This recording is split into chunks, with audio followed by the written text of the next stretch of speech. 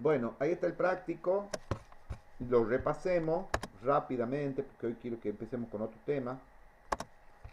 En el práctico son 5 ejercicios. En el primero es el emisor común. En- ya lo hemos visto, lo podríamos ver de nuevo. A ver.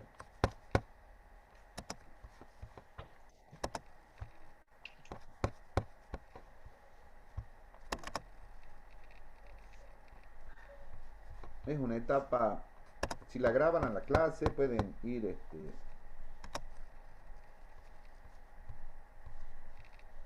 ¿cómo se llama? Copiando los valores, cosas que no tengan que hacer ningún... Lo único que probablemente en el práctico figure otra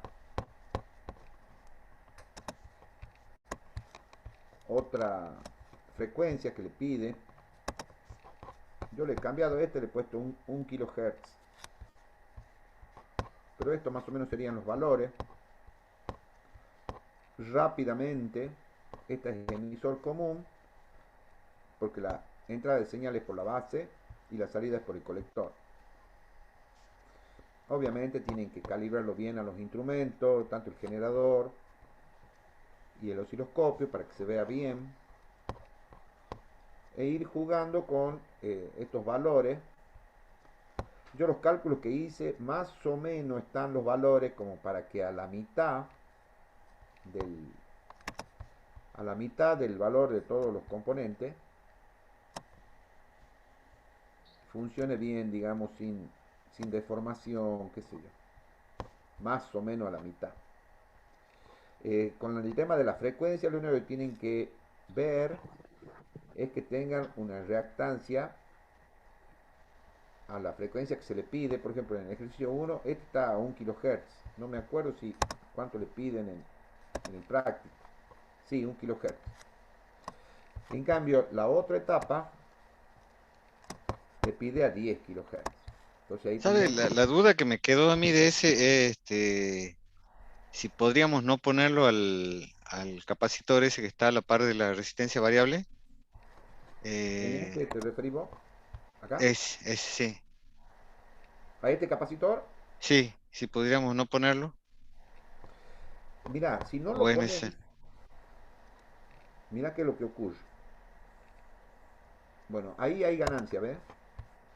Si no lo pones,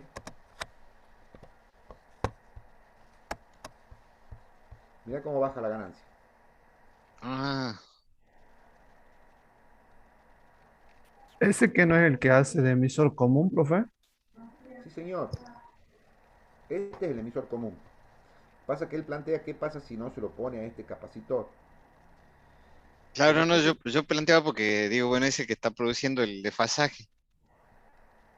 sí, lo que pasa es que te baja mucho la ganancia si no lo pones.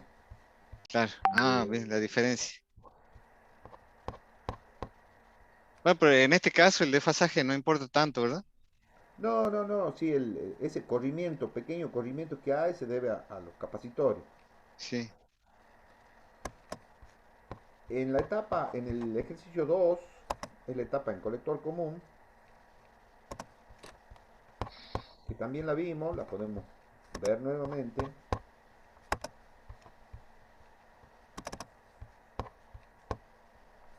que es este. Este se le llama seguidor emisivo también. Se llama seguidor porque la ganancia de tensión es muy próxima a 1.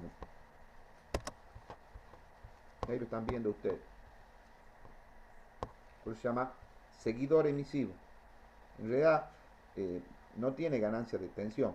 Pero la aplicación que tiene esta es que puede separar etapas en el caso de que haga falta, ¿no?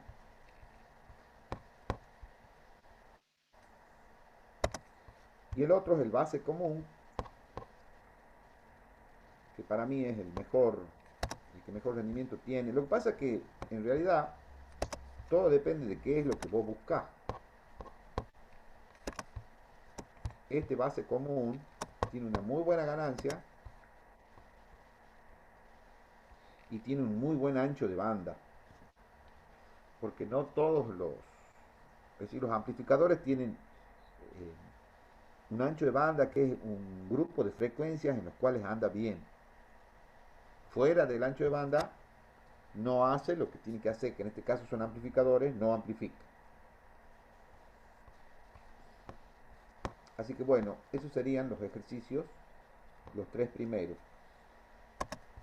El cuarto es un Perdón, poquito... en este caso, acá el capacitor ya no está No, a tierra, digamos, no lo está pasando a la polaridad negativa, digamos, sino que directamente entra la señal. sí señor, Ah, buena claro, porque acá observación. está el diodo. Ah, bien, la flechita, ya la vi. Claro. Ese. Sí, sí, sí, ahí está. Este, Ahí está la explicación. sí, y el ejercicio 4 en el práctico está el circuito. Y yo les comentaba que digamos, lo interesante que tiene que ya no es un amplificador de una sola etapa, son dos etapas que están en cascada. Este primer transistor amplifica y la salida de este es vuelta a amplificar por este otro. Aquí también se dan algunas cositas interesantes, como sé que acá hay una realimentación, ¿ves? La realimentación es tomar algo de adelante y volverlo a meter para atrás, digamos. Por supuesto que El famoso error de control.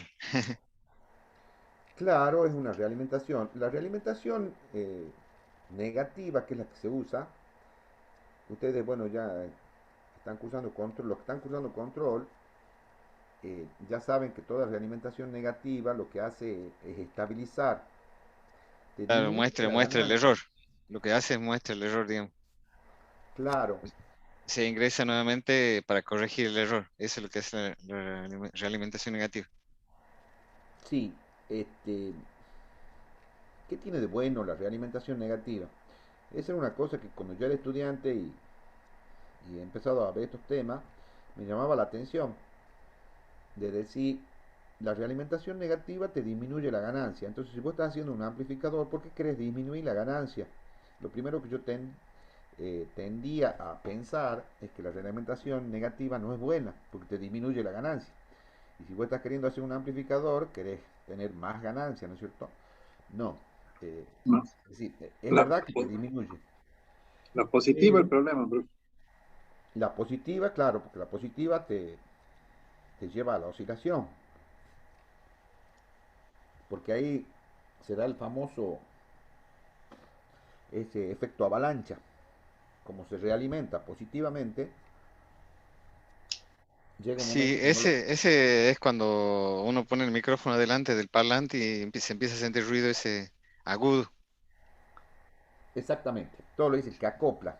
Sí, Claro, en realidad ahí hay una realimentación positiva porque la señal amplificada que sale por el parlante, vos la volvés a meter por el micrófono, entonces se hace más grande, más grande, más grande hasta que llega a una frecuencia de oscilación que obviamente eso depende de toda la circuitería que tiene. Por eso algunas veces bien agudo, otras cosas, otras veces menos agudo, pero el asunto es que es algo feo, digamos, que no tiene que hacer un equipo amplificador de audio, ¿no es cierto? Pero la realimentación negativa, lo bueno que tiene es que te estabiliza. O sea que si vos tenés una variable que vos que no se salga de determinados rangos, la realimentación negativa, si la variable, por ejemplo, tiende a subir, la realimentación negativa la hace que baje. Y si la variable tiende a bajar, la realimentación negativa lo que hace es la hace subir, cosa que se mantenga siempre en ese rango. Los efectos de esa forma de control ya lo hemos estudiado nosotros en control automático cuando hemos visto, eh, ¿se acuerdan? El control on-off, que lo que hacía era darle un determinado tiempo la máxima ganancia on y después durante otro determinado tiempo la mínima ganancia off, cero. Pero bueno, sí. ahí hemos visto de que no era un buen control porque era muy agresivo, muy brusco eh, bueno, los momentos de encender y de apagar algo, de arrancar y detener algo este, son los más peligrosos, los más comprometidos. Claro, después vimos los controles PID. Ahora vamos a empezar a ver los controles PID, que son controles suaves, eh, analógicos, lineales, le llaman también. Eh, pero bueno, entre otras cosas, ¿no? En el tema, por ejemplo, de la polarización, también es muy importante que se mantengan en los lugares a donde vos has diseñado que se mantenga la polarización de los transistores. Entonces, por efecto térmico, por efecto de degradación del valor de los componentes, no se tiene que salir de ese punto de funcionamiento. Entonces, la realimentación negativa también lo estabiliza y lo mantiene en esos puntos. Bueno, de este circuitito también hemos hecho el ensayo. Eh, son Eso que dos etapas. comentaba de la realimentación positiva, profesor, bueno, uno normalmente tiende a pensarlo en un escenario o algo así, pero yo lo he visto mucho en la empresa ahora con el Zoom, en las reuniones, como tienen los parlantes de la computadora, los tienen atrás y tienen el micrófono adelante, pasa mucho en el Zoom, en el Team, en todos los sistemas estos que son para reuniones virtuales. Sí, Así que sí, lo mejor parece que es usar los auriculares con el micrófono. y claro, porque ahí le estás impidiendo que el sonido que sale vuelva a entrar y realimentarse positivo. De todas maneras, nosotros en este curso no vamos a ver realimentación positiva en circuitos electrónicos, pero eso no quiere decir de que la realimentación positiva no sea buena y no se lo use en ningún lado. Todo lo contrario. Hay muchas aplicaciones en electrónica a donde se necesita una oscilación. Por ejemplo, en los circuitos digitales se necesita una señal que se llama de reloj, clock, que es una señal importantísima porque es la que va marcando el ritmo de funcionamiento de todo el sistema. Ustedes han visto que las computadoras eh, tienen, es una carrera tecnológica, digamos, una pelea, una batalla entre los fabricantes de equipos electrónicos, de componentes electrónicos, cuál es el que consigue la mayor frecuencia de operación, porque esa señal de reloj es la que le va indicando a todos los elementos que constituyen el sistema los momentos en los cuales tienen que actuar. Yo, para que se entienda eso, siempre pongo el ejemplo del director de orquesta en una orquesta. El director de orquesta está con una batuta y es el que va marcándole el tiempo para que todos los instrumentos suenen de manera coordinada. Porque se imaginan ustedes que si el violín toca un determinado ritmo, la trompeta a otro ritmo más rápido, no se va a entender nada, ¿no es cierto? Bueno, la señal de clock en un sistema de cómputo, en un sistema digital, es importante porque es la que marca el ritmo para que todo se desarrolle sincronizadamente. Y esa es una señal oscilatoria, periódica y tiene una determinada frecuencia. La carrera tecnológica de la gente que comercializa esto es cuál obtiene mayor velocidad. Actualmente las velocidades de trabajo de las computadoras andan en el orden de los gigahertz. Y bueno, ahí van, pero todos los fabricantes quieren que sus componentes trabajen a mayor frecuencia, nada más que hay limitaciones tecnológicas que te van permitiendo trabajar a esas velocidades hoy. Dentro de 10 años no sé cómo será, pero bueno, ahí tienen un ejemplo ustedes de una señal oscilatoria que es útil, muy útil, diría imprescindible. Después también otro lugar donde se usan señales oscilatorias es para la transmisión de señales de radiofrecuencia, porque las señales de frecuencias altas tienen la particularidad de que pueden llegar lejos. O sea, no son como las señales de baja frecuencia, como las que nosotros emitimos. Yo, por ejemplo, estoy hablando aquí, estoy generando unas ondas que son de baja frecuencia. Y como son deformaciones del aire, a medida que se va trasladando, esas deformaciones del aire se van atenuando. Entonces, eh, por ejemplo, mi familia está en el comedor. Ellos no escuchan lo que yo estoy diciendo. ¿Por qué? Y porque las señales se van atenuando de tal forma que cuando llega hacia ellos no escuchan nada. Ya se atenuó completamente. Ese gran problema que tienen las señales de audio se la soluciona con las señales de radiofrecuencia.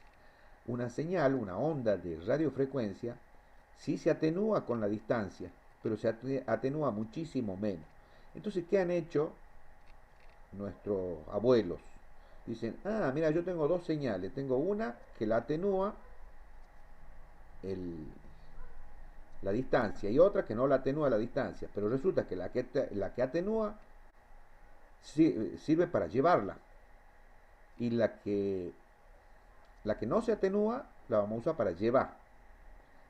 A esa se le llama portadora, porque es la que porta, la que la lleva. Y encima de esa señal se le pone la que lleva la información, que es la señal de audio. Entonces vos tenés ahí una señal que es portadora de radiofrecuencia y otra señal que es moduladora, que es la que lleva la información. Entonces así transmito. En el lugar donde yo tengo que recibirlo, se pone una antena, se recupera, o sea, se la sintoniza para que, digamos, que cada estación no se confunda con otra. Eh, Cada portadora lleva un valor. Entonces vos podés elegir cuál es la estación que querés sintonizar, está esa frecuencia, la agarras a la señal de radiofrecuencia, la tiras a la basura porque ya te ha servido para lo que querías vos, que era que te la traiga nomás. Y le extraes la moduladora porque ahí viene la información. Bueno, así funcionan los canales de radio, de televisión. Necesitan una señal que es portadora, las señales de celular también necesitan una señal portadora, que es una señal este, oscilatoria de una determinada frecuencia y que tiene muchísima importancia. ¿Y quién hace esas señales oscilatorias, esos osciladores? Se los hace con circuitos electrónicos. Y esos circuitos electrónicos son fuertemente realimentados positivamente. O sea, si vos querés obtener un oscilador, realimentado positivamente. Si querés tener un amplificador estable, realimentar negativamente. O sea, les quiero decir que la realimentación es importantísima dentro de electrónica, tanto la positiva como la negativa. Las dos son muy usadas. En control, una realimentación positiva es letal, porque en control, bueno, podés tener oscilaciones. Por eso es que estudiamos los polos que no se ubican en el semiplano derecho, qué sé yo. Pero en un oscilador, los polos tienen que estar en el semiplano derecho. Bueno, esto referido a este circuito, que ustedes ven amplifica bastante, tiene un control acá de volumen. Yo les había dicho el otro día que si ustedes lo arman este circuito seguramente le va a andar. Esta resistencia es la resistencia de un auricular. Pueden hacerse ahí un amplificador para conectarlo al teléfono celular. Este es un canal, por supuesto tendrían que hacer dos iguales, uno para cada canal. Alimentado con 9 voltios. Así que bueno, si lo arman, estaría bueno. Lo venden después y son millonarios. Y el 5 es un amplificador de potencia. Acá se ve el trabajo de esta etapa, que es esta etapa de salida. Se le llama complementario. En realidad hay de varios tipos. La idea fundamental de esto es que son dos transistores que se dividen el trabajo. Uno amplifica el semiciclo positivo, otro amplifica el semiciclo negativo. Entonces, si ustedes tienen que levantar una mesa, supongamos, no es lo mismo que la levanten solo que la levanten entre dos. Si la levantas solo, tienen que levantar vos todo el peso. En cambio, si la levantan dos, más o menos la mitad del peso va para cada uno. Bueno, esa es la idea con esta etapa. Este es un amplificador de potencia del tipo complementario. Aquí se lo arma con un transistor NPN y un PNP. También hay formaciones a donde los dos transistores son de la misma, los dos PNP o los dos NPN. Hay amplificadores que se alimentan con únicamente tensión positiva. Este tiene 12 volt y masa, o sea que con una batería de auto lo pueden alimentar. Hay otros amplificadores que necesitan tensiones positivas y negativas. Positiva y negativa. O sea, la negativa es más negativa que tierra, ¿no? La clase pasada han preguntado por qué estaban estos dos diodos acá. Estos dos diodos lo que hacen es eh, disminuir el efecto del cruce por cero.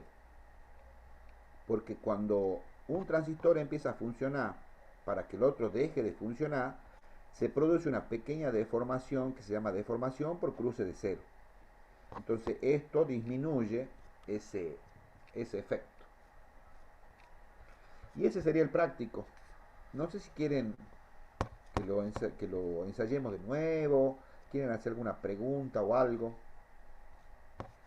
Explique el funcionamiento y comente lo que le parezca interesante. Le pongo acá como para que... También puede ser que no le parezca nada interesante, ¿no?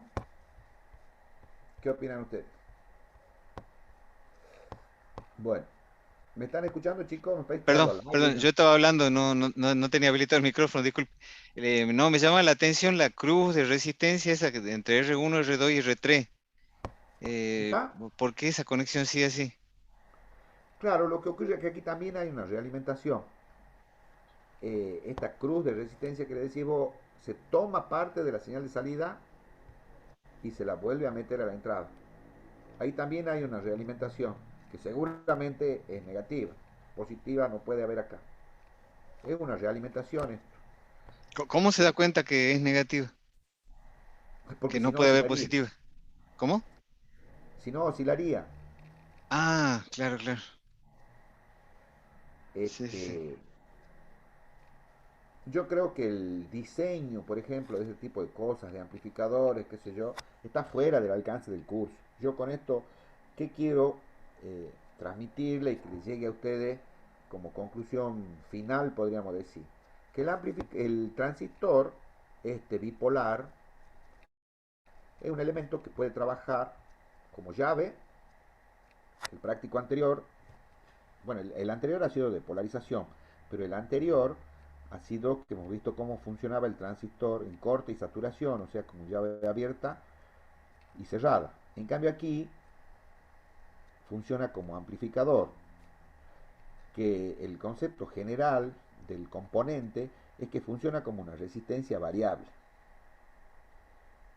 Nada más que cuando se lo hace trabajar en los extremos, esa resistencia variable toma el valor cero, o sea, es una llave cerrada, o infinito, es una llave abierta.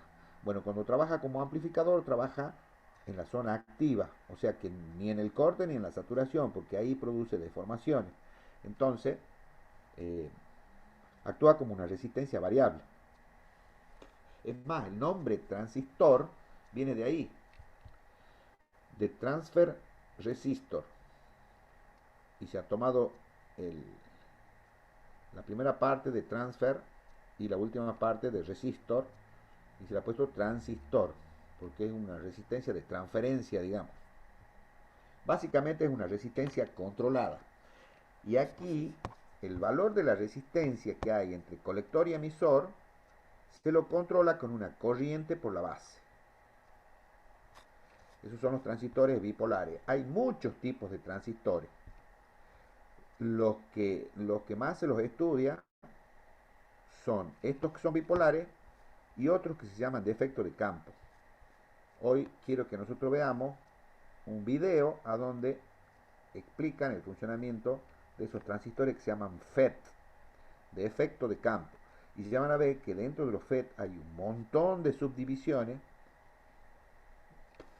Eh, no la vamos a ver toda, obviamente. Yo lo que quiero es que veamos un paneo nada más simple y sencillo, para que vean que los transistores hay de varios tipos, de distintas tecnologías. En particular los FET son los que más se los usa actualmente y especialmente en la electrónica digital. Así que bueno, si ustedes no tienen ninguna pregunta al respecto, vamos a ir a ver ese video. ¿Qué opinan? Sí, ¿Ninguna profe. Bueno, pregunta? profe, Vamos, profe. Bueno, metamos nomás. este sería el práctico 5. El práctico que viene lo tengo que armar, inclusive acá en la parte, en la sección de transistores, están estos videos, pero están todos referidos a transistores bipolares. Ahora, ¿qué opinan ustedes? ¿Por qué será que se llama bipolar? Todos son referidos a transistores bipolares.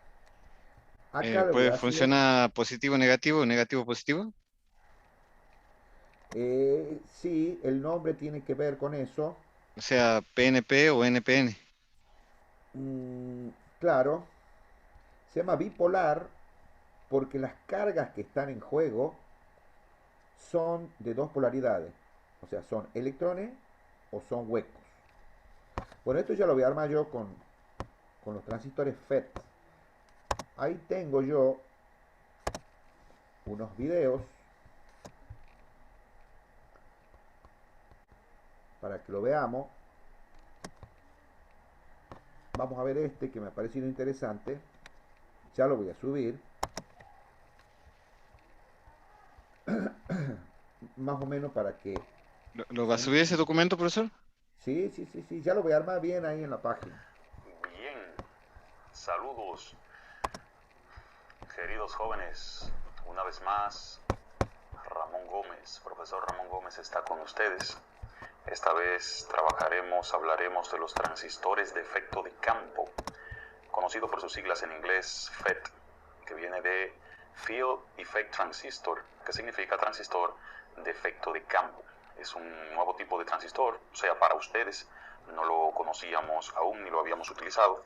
Hasta ahora hemos utilizado los transistores bipolares, el famoso NPN y el PNP y el NPN. Bien, con sus terminales emisor, base, colector. Entre ellos también se puede hacer un arreglo conocido como par Darlington, el cual ustedes han trabajado con él ya para aumentar lo que es la ganancia. Perdón, ya sabemos para qué sirven, para amplificar corriente. Se comportan también como switch electrónico abierto, cerrado entre emisor y colector, es decir, estado de corte y saturación. Los FET y los MOSFET hacen exactamente lo mismo, pero vamos a más adelante a ver cuál es la verdadera diferencia. Les recuerdo a manera de repaso que los transistores bipolares, una pequeña corriente de base que la controlamos a través de la resistencia de base, maneja una mayor corriente de colector. Tiene un factor beta que decide cuántas veces va a ser la corriente de colector más grande que la de base. Ese factor nos lo da el fabricante y nosotros solo lo asumimos para fines de cálculo y varía dependiendo el modelo del transistor. Bien, en síntesis, el transistor bipolar, corriente de base controla corriente de colector. Los transistores FET, hay dos tipos, los JFET o JFET y los MOSFET. Este que vemos aquí es un MOSFET. Aquí vemos muchos símbolos de diferentes tipos de MOSFET, aunque no se utilizan todos. El que más se utiliza de los símbolos son este y este, estos tres. Los demás se utilizan poco. Aquí vemos un cuerpo TODO 20. La mayoría de MOSFET de potencia vienen en este cuerpo. Tiene tres terminales, así como los bipolares tienen emisor, base y colector. Los MOSFET tienen tres terminales llamado gate. Esta sería la gate. Tiene surtidor y tiene drain. Haciendo un símil o un paralelo, el drain o drenador en español haría la función de colector, el surtidor haría la función de emisor, o sea, la entrada de corriente, y la gate haría la función de base que es la entrada de control. Por aquí yo controlo cómo él se va a comportar de surtidor a drenador, igual que el bipolar, con la diferencia, les repito, que los bipolares son controlados por corriente de base y estos son controlados por voltaje de gate, pero lo veremos mejor más adelante. Hay una pequeña cosita, chicos. Los nombres técnicos normalmente son nombres más o menos, ¿cómo le diría? Significativo. Algo significa. El emisor, por ejemplo, en un transistor bipolar, en un TBJ o BJT, como quieran decir ustedes, ¿por qué será que se llama emisor? Porque emite, ¿no es cierto? Bien. En el FET o en el MOSFET, que ya van a ver la diferencia que hay, tienen una patita que se llama source. Source significa fuente.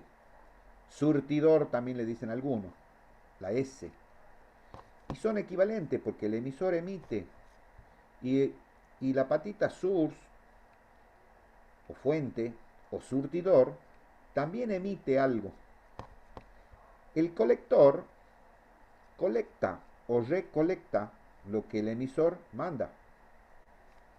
Y esto se llama drain o drenador, la patita esta.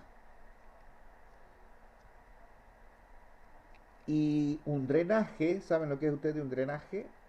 Es algo por donde escapa. O sea, este emite, source, y por aquí drena, o sea, colecta. Son son equivalentes, digamos. Y ahí vienen los nombres. Drain, drenador, que corresponde al colector. Y source, surtidor, fuente, que corresponde al emisor. Y después tiene la patita de control. En el TBJ se llama base, en el FET se llama gate, no gay, gate, gate se escribe. Gate es otra cosa. ¿Qué es el simbolito ese como de la ñ que tiene arriba de la flechita? ¿Este? Sí. Ese es un diodo Zener. No lo hemos Ah, estudiado todavía, ya lo vamos a estudiar un poquito más adelante. Es un diodo especial. Eh, bueno, eso les quería decir. Son parecidos, no son iguales.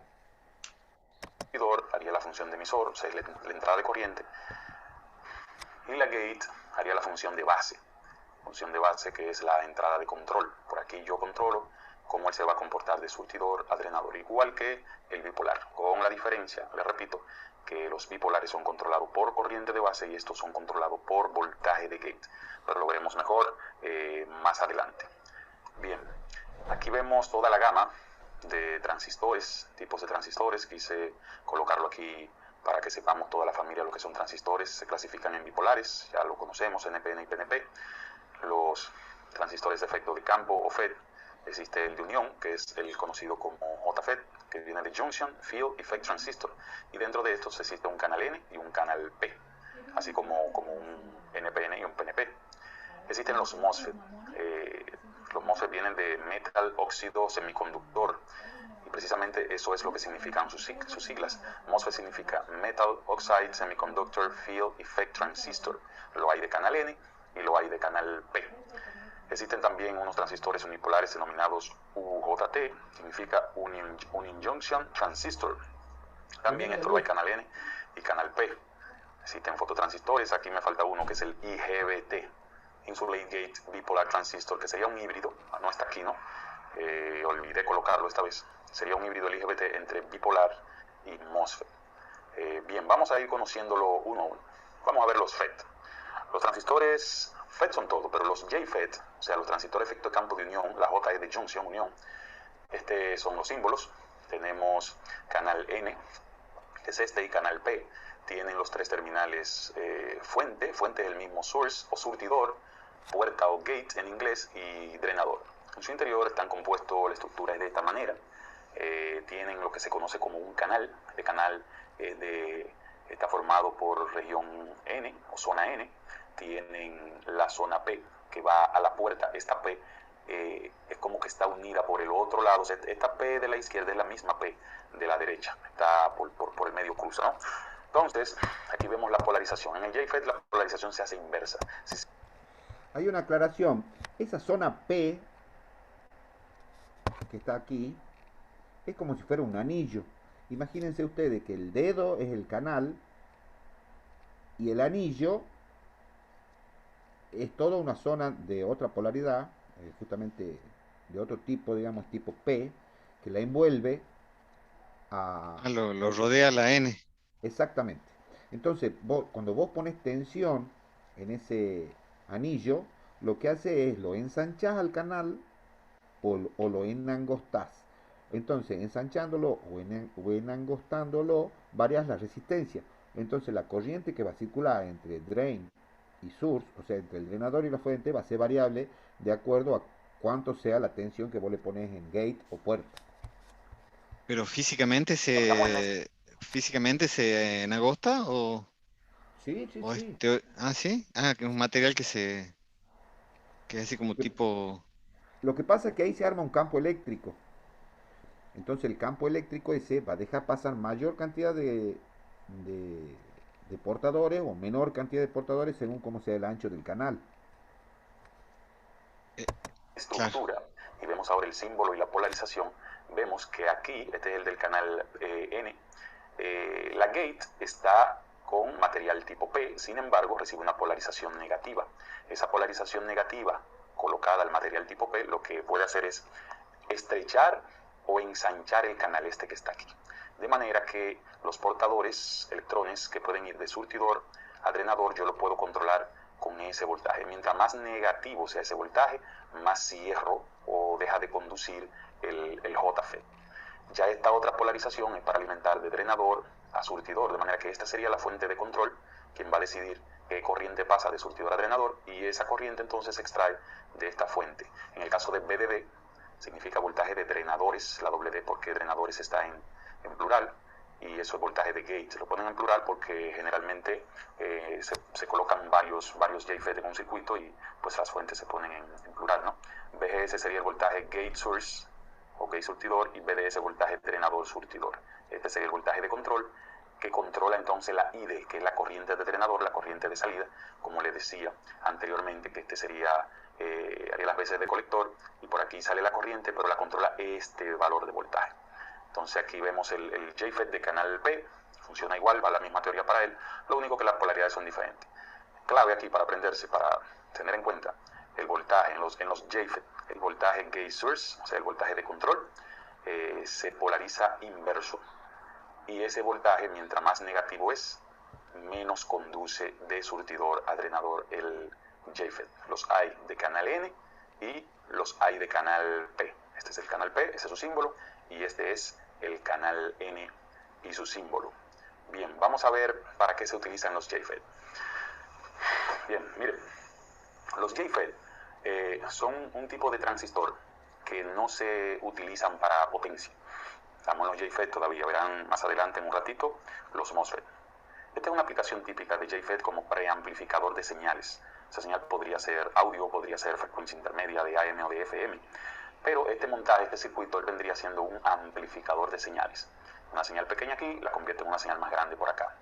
Él va a dar una ganancia en función de los valores de estas dos resistencias, la de drenador y la de surtidor.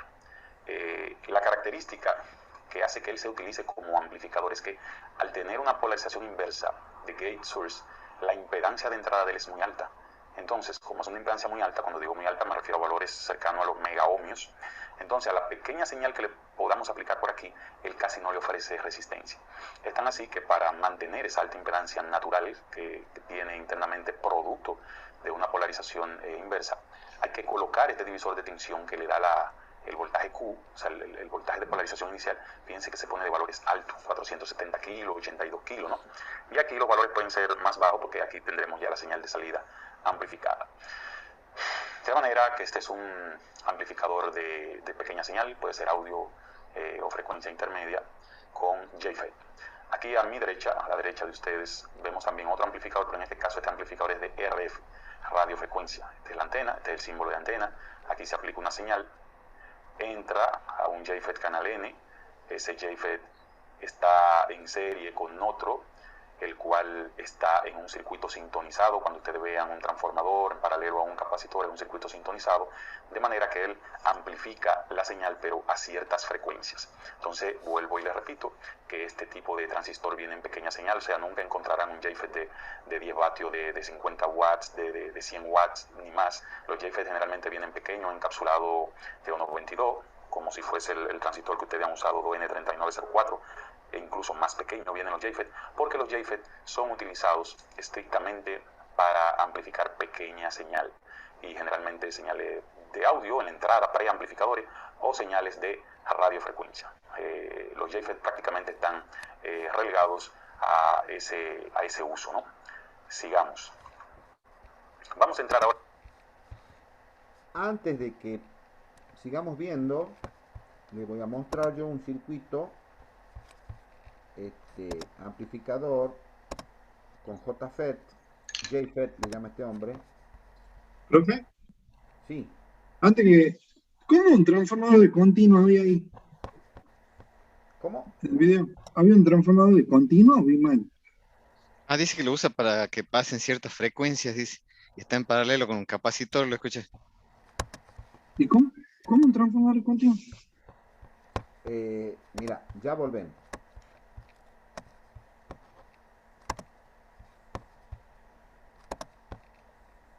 Ahí está. Eh, Está en no, paralelo con el acá, capacitor.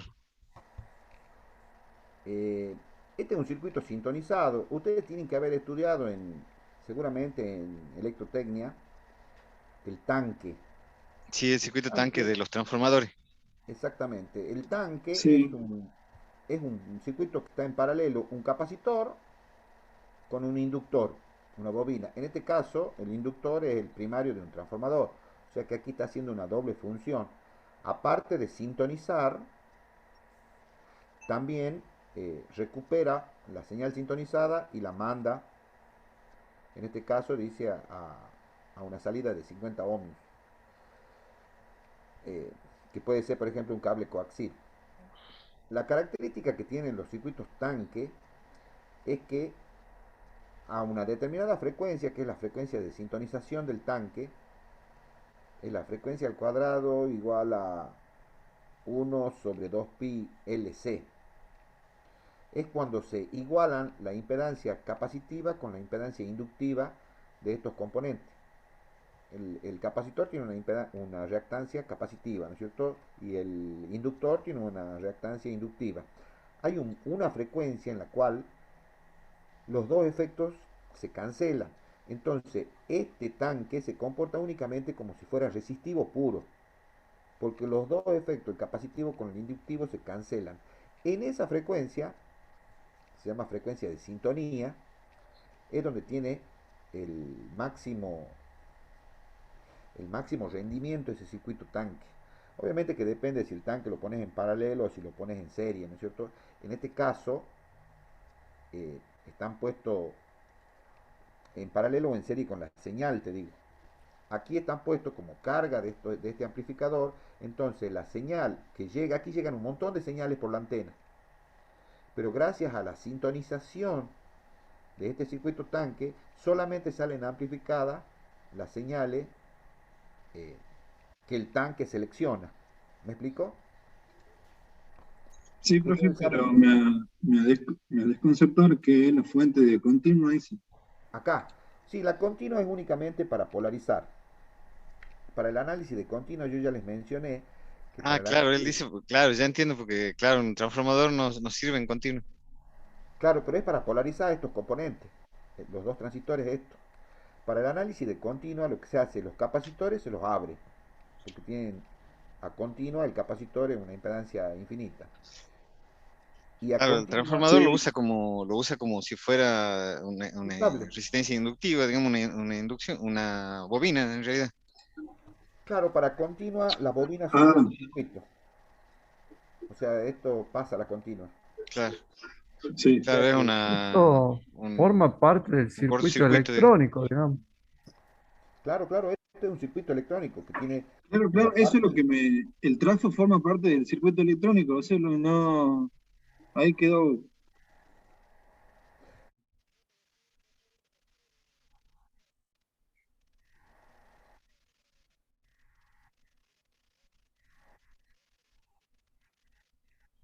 Claro, Sí, sí. cortocircuito. Eso debe ser, Raúl. Actúa como Eso, cortocircuito, sí. claro, Actúa ahí como el profe. cortocircuito. Eso me ha confundido.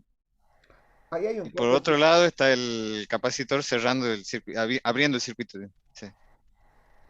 Claro, lo que pasa es que todos los circuitos electrónicos tienen dos partes, digamos. Una parte que es de continua, que sirve para polarizar, y la otra parte que es señal, es información. A esa información hay que procesarla. En este caso nosotros estamos viendo amplificadores, pero no siempre se quiere amplificar con un circuito electrónico. Se puede hacer un montón de otro tipo de procesamiento, como ser, por ejemplo, recortar, filtrar, ecualizar. Todo esto estoy hablando de manera analógica. Y de manera digital, vos podés hacerle distintos tipos de procesamiento, qué sé yo, para almacenar, eh, qué sé yo. Y sí, bueno, lo que yo les quería mencionar es que yo armé un circuitito acá, ahí lo están viendo creo, ahí está el circuito, a donde ustedes tienen un JFET como elemento central, tienen un generador, un osciloscopio para medir las señales, una tensión de alimentación, que siempre los circuitos electrónicos necesitan una tensión de continuo. Si no, ¿quién puede usar un celular que esté sin carga? Nadie. Se necesita la tensión de continua para que polarice los elementos internos, y polarizar significa ponerlos en condición de funcionamiento. Si no hay esta tensión de continua, esto no anda. Esa es la función de la continua en los circuitos electrónicos. Y por otro lado está la señal, que en este caso nosotros la queremos amplificar. La señal, que es de alterna, se la considera siempre de alterna, tiene un viaje de izquierda a derecha. En cambio la continua siempre desde arriba hacia abajo. Así es como se lo analiza. Si ustedes lo mandan a que este amplificador amplifique, ahí pueden ver ustedes, la señal de entrada en realidad es muy chiquitita, por eso es que no se la está viendo acá. A Y se ver, ve la azul, sí se ve un poquito el azul, los picos. ahí la pongamos para que se la vea bien, al azul, y obviamente la roja se la va a dejar de ver. Ahí ve que hay una pequeña deformación, eso debe a los capacitores, pero es una señal senoidal que se la amplifica, ¿la ven?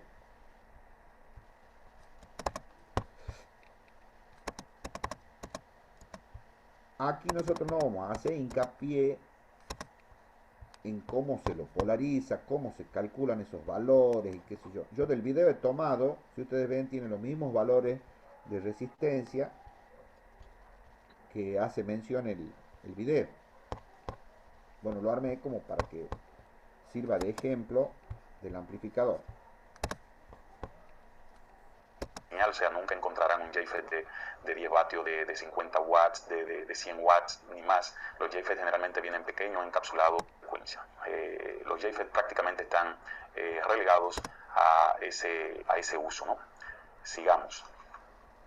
Vamos a entrar ahora de lleno a los MOSFET. MOSFET, repito, significa Metal Oxide Semiconductor Field Effect Transistor. Wow, practicando mi inglés ahí. Bien.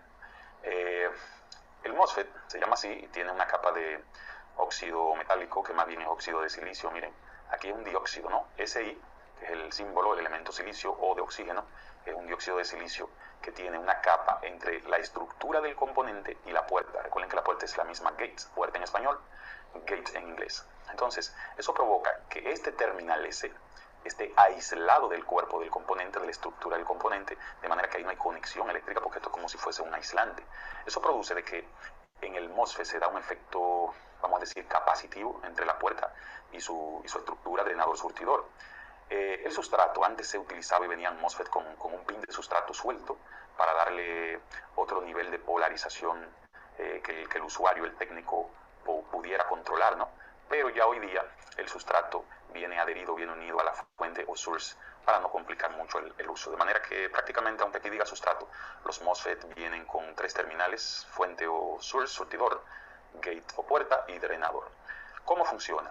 Vamos a ver un funcionamiento aquí. Aquí vemos un micro, un corte, ¿no?, de un diagrama de un micro. Out, recuerden que el micro, en este caso, él daría una salida digital, o un 1 o un 0, y un MOSFET recibe un voltaje en la gate, y con ese 1 que recibe en la gate, así de simple, no hay que hacer muchos cálculos de esa resistencia. Le voy a decir ahora en un momentito los valores que se van a utilizar para esa resistencia, pero prácticamente no hay que calcular. Él solamente necesita ver el MOSFET, que ese voltaje esté alto para él saturarse y conducir de surtidor a drenador. Aquí vemos una bombilla con el positivo ya colocado. Cuando el micro envíe un high, pues la gate provoca que el dispositivo se sature de surtidor a drenador, hay conducción y el bombillo enciende, así de simple. Ahora bien, para que él encienda ese high debe de sobrepasar aproximadamente los 4 voltios. Eso se lo explico en un ratito, porque en el MOSFET se da una condición que es el voltaje de umbral o de pinch off, le dicen algunos autores, que quiere decir el voltaje mínimo al cual él debe de saturarse, y un voltaje menor de ahí no provoca su saturación. O sea, es como un transistor más digital o sea, que su uso es más fácil que el bipolar. Vamos a hablar de estas 2 resistencias. Miren, si yo le quitase esas 2 resistencias, esa, por ejemplo, imagínense que la elimino, la R que va de pull down a tierra, y esta, y le hago un acoplo directo, o sea, de out, un cable directo aquí, el circuito funcionaría igual, no hay inconveniente en eso. ¿Por qué hay que ponérsela entonces? Es más bien para protegerlo a él y proteger sobre todo al micro. Aunque aquí no lo dice, esta imagen fue sacada del internet, realmente estas 2 resistencias deben de tener una proporción, una relación de valores de R, esta R y esta 10R, de manera que si esta, por ejemplo, es de 1 kilo, esta debe ser de 10 kilos. ¿Y para qué es eso? Sin calcular y sin nada, solamente así, 1 kilo, 10 kilos. O la proporción puede ser aún mayor, esta puede ser de 100 ohmios y esta puede ser de 10 kilos o 1 kilo. Ahí mantiene el R de R, 100 ohmios, 1 kilo. ¿Qué va a pasar? Que cuando aquí el high sea, por ejemplo, de 5 voltios, o dependiendo, bueno, si es un micro de 5 voltios, la mayoría de ese voltaje va a caer de gates a tierra, porque esta sería la resistencia más alta, para garantizarle al MOSFET que se sature, porque si no le aplico más de 4 voltios, él no se va a saturar bien. Entonces, ¿para qué sería esta, la R que está en serie aquí? Bueno, ¿qué sucede? Cuando los MOSFET se averían, se dañan, esos MOSFET se queman, quedan en cortocircuito de source a gate internamente. Entonces, la tierra, si queda en corto, chocaría con gate, y si esa resistencia no está aquí, esa tierra le entraría al micro y dañaría, quemaría el micro. Entonces, esta resistencia más bien sería una protección para el micro, por si acaso llegara a suceder eventualmente que se queme, se ponga en cortocircuito el MOSFET. Pero se coloca una relación R10R. Aquí vemos un MOSFET encapsulado TO 20, el primer pin mirándolo de frente, que aquí diga el part number, sería gate, el centro sería drenador y el último pin surtidor. Esta parte metálica de aquí también sería el drenador. Aquí vemos los 2 símbolos del canal N y del canal P. VGS sería el voltaje medido acá, de gate a surtidor. La IS, corriente surtidor, vendría siendo la misma que la ID, que era en serie. Y el VDS, voltaje drenador surtidor. ¿Por qué funciona así? Bueno, aquí le decía que cuando usted coloca un voltaje de puerta al resto del cuerpo del dispositivo, pues se forma un efecto capacitivo. Ese campo eléctrico que se forma ahí, cuando usted coloca entre puerta y fuente un voltaje, provoca que los portadores hagan que el canal, ese canalito que está ahí, se estreche más o se ensanche, y entonces los electrones de fuente o surtidor podrían circular libremente hacia drenador. Pero es un voltaje de puerta a fuente que provoca que ese canal se ensanche o se estreche, producto del campo eléctrico que se origina aquí. Básicamente es el funcionamiento del MOSFET. Por eso se dice que el MOSFET es controlado por voltaje. El voltaje que yo coloque entre puerta y fuente me va a controlar la corriente de fuente o surtidor a drenador. Lo que pasa es que se le dice fuente o surtidor, ¿no? Se dice source, que traducido es fuente, pero dicho en español es surtidor. Y drain o drenador, es lo mismo, ¿no? Entonces, de estos dos, el que realmente se usa yo diría en el 95% de los casos sería el canal N, porque lleva polarización positiva en su gate y negativo aquí. O sea, aquí si pongo una fuente, el positivo iría en la gate y el negativo iría en el surtidor. Este se usa muy pocas veces, de hecho en mi experiencia como electrónico lo he usado poco. Bien, vamos entonces a las curvas de trabajo del MOSFET. Miren, aquí está lo que les decía. Fíjense que cuando se polariza un MOSFET, Si lo tengo, este sería el voltaje gate source. Bueno, aquí a la derecha se representa mejor. Imagínense que el VGS, si yo estoy por debajo de 5 voltios, por ahí, la corriente representada, la corriente de drenador por esas líneas punteadas, esa curva, sería mínima. ¿Qué pasa? Cuando yo llego a 5 o 6 voltios, ya la corriente es alta, y si yo sigo subiendo el VGS, esa corriente sigue siendo alta, o sea que llegué a mi etapa de saturación. Es decir, para saturar el MOSFET, tiene que garantizarle a la gate un voltaje de 6 voltios o más. Aquí se aprecia mejor, porque fíjense que en 2 voltios aquí no se levanta esta línea, no se levanta esta que representa la corriente, pero a medida que yo voy subiendo ya en 4 voltios, es el voltaje gate source, ¿no? Ya hay una corriente ya considerable, y a la medida que yo subo hasta llegar prácticamente a 8 voltios, ya yo tengo el punto de saturación, es decir, que yo tengo una linealidad, una conductividad progresiva entre 4 voltios y 8 voltios. Si yo mantengo variándole el voltaje, que más adelante veremos que eso se puede variar con un generador oscilador PWM, yo puedo tener una linealidad, una conductividad mínima, mediana y máxima para el MOSFET, manejando esa BGS. Y por lo tanto puedo controlar con esa variación de voltaje, puedo controlar mi corriente de drenador. Básicamente en estas curvas se pueden ver la relación de BGS versus ID. Él tiene una relación de ganancia que aquí no la menciono, se llama transconductancia. La transconductancia, simbolizado por las letras M, es igual, es la propiedad inversa, ¿no?, a la resistencia, y es igual a la corriente de drenador entre el voltaje gate source. O sea, ID entre el VGS me genera el factor de transconductancia, que sería como la capacidad que tiene de conducir una corriente de drenador en función de los voltajes gate source, y eso lo da el fabricante. Sigamos. Bien, aquí vamos a ver una aplicación ya más específica, más puntual, ¿no?, de los MOSFET, controlado por PWM. Algunos no saben aún lo que es PWM, pero significa Pulse Width Modulation, o modulación por anchura de pulso. Bien, en este caso el MOSFET lo tengo para controlar la velocidad de un motor DC, y en el caso de la derecha tengo el MOSFET para controlar la intensidad luminosa de un bombillo o una lámpara incandescente. Bien, ¿cómo lo hace? Recuerdan estas dos resistencias, esta resistencia que aquí se llama Rin, y esta, recuerden que debe tener una proporción R10R, para garantizar que el voltaje de la señal que aplique por aquí, la mayoría se quede entre gate y tierra, o entre gate source, que es lo mismo. Fíjense, si aquí yo aplico una señal, y esa señal es PWM, vamos a ver PWM en el próximo slide, esa señal va a ir variando el voltaje que voy aplicando a la gate. Variando ese voltaje, varío entonces la conductividad que el MOSFET va a tener de source a drain, o sea, de surtidor a drenador. Por lo tanto, el motor va a ir variando la velocidad. Esto es como, hipotéticamente hablando, esto es como si a ese MOSFET, yo diría que ese MOSFET es un potenciómetro. Imagínense que ese motor estuviera en serie con un potenciómetro a tierra, y si yo lo varío, pues varía el voltaje entregado al motor, y así el motor cambia la velocidad. Se podría así con un potenciómetro si el motor fuera de pequeñito, que consume, qué sé yo, 50 mA, 100 mA. Pero ¿qué pasa?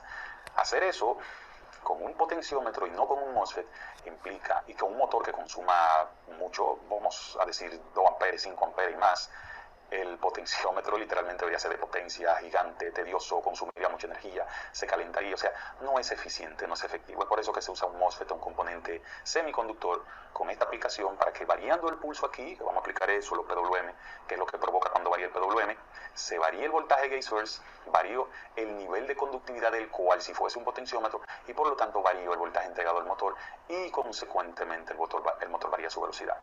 Si se fijan, se usa también el diodo, aquí se llama Flywheel Diode, sería el diodo Fast Recovery que hemos hablado, porque el motor es una carga, inductiva. No sé si todos lo sabían, pero es carga inductiva. Si fuera también la bobina de un relay, lleva también su diodo. Fíjense que aquí no está el diodo, porque esto es una carga resistiva, esto es un bombillo incandescente. Bueno, ahí lo cortamos, chicos. Lo que pasa es que aquí ya se empieza a poner un poquito denso. Me gustaría más que lo veamos con un ejemplo. Yo para la clase que viene le voy a preparar un ejemplo así como este circuito, para que lo podamos ver al funcionamiento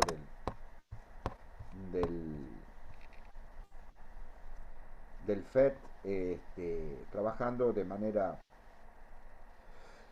digital, digamos, en corte y saturación, como si fuera una llave. Nada más que déjenme que lo prepare al ejemplo, que lo vamos a hacer para la clase que viene. ¿Qué es lo que me gustaría que quede de conclusión de la clase de hoy? Hay transistores de distintos tipos. En el caso particular, los primeros que nosotros hemos estudiado se llaman TBJ, transistor bipolar de unión. Y se llama bipolar porque las cargas que están en juego son de dos polaridades, positiva y negativa. O sea que circulan electrones y circulan huecos. En este tipo de transistores que se llaman unipolares, solamente hay conducción de portadores negativos, electrones, o de portadores positivos, huecos. Por eso se llama unipolar, es una sola polaridad la que está en juego. En particular, siempre se empieza estudiando los TBJ, porque, bueno, también son los primeros que se han popularizado, digamos. Actualmente, el uso de los FET, y específicamente de los MOSFET, es tremendamente más grande que el uso de los bipolares. ¿Por qué? Porque tienen una gran particularidad. Ocupan muy poco espacio, muy poca superficie. Entonces, ustedes han visto que la otra de las batallas tecnológicas que hay en los equipos electrónicos es, las batallas son precio, velocidad, miniaturización. Ustedes han visto que los equipos electrónicos cada vez son más chiquititos y con más funciones. Miniaturización, y junto con la miniaturización también está el consumo. ¿Por qué? Porque si los equipos electrónicos consumen poco, vos podés hacer equipos portátiles. Y si no, fíjate, las tecnologías de los teléfonos celulares cada vez son más funciones, más chiquito, más rápido. La capacidad de memoria también es otra carrera tecnológica que corren los equipos electrónicos. Pero desde el punto de vista del espacio que ocupan, o sea, para conseguir mejor miniaturización, los elementos estos FET y MOSFET, en realidad el FET y el MOSFET son prácticamente lo mismo, nada más que el MOSFET tiene una característica que tiene en la puerta, tiene metal, después tiene un óxido y recién viene el semiconductor. Pero el principio de funcionamiento es muy parecido. Tiene muchas ventajas fabricarlo así. Por eso es que los MOSFET son mucho más usados que los JFET. Hasta inclusive hay unos transistores especiales que se lo usan en los equipos de, de potencia, electrónicos de potencia, como sé por ejemplo variadores de velocidad, de motores, arrancadores suaves, a donde se pueden manejar motores que tienen potencia, qué sé yo, 50 caballos, 100 caballos.